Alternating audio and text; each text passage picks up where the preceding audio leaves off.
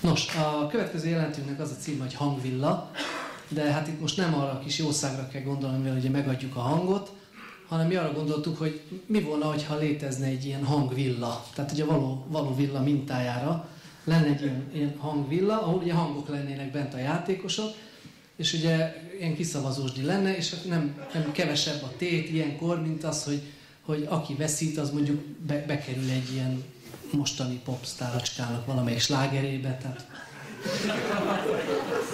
Úgyhogy kérném akkor a fiúkat a hangvilla jelenethez, hogyha készen állnak. Azt mondja, hogy nem állnak készen. Addig elmondanék egy történetet. Nyisd ki a függönyt! Nyissam ki a függönyt? Én? Jó lenne! Ja.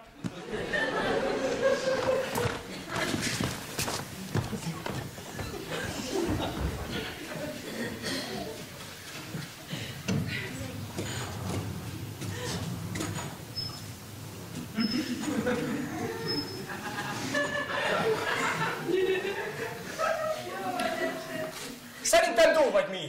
Mi? Mi ugyan nem megyünk. Jaj, nem ti. De ti pont jó lesz. Szó. Ő se lenne rossz. Te normális vagy? Most meg mi a fisz van? Nem akarok basszus. Te kire gondoltál? Tóra. Tóra nincs itt. Mi? Mi sem megy, de ezt már végig zongoráztuk. Tényleg, hol van mi?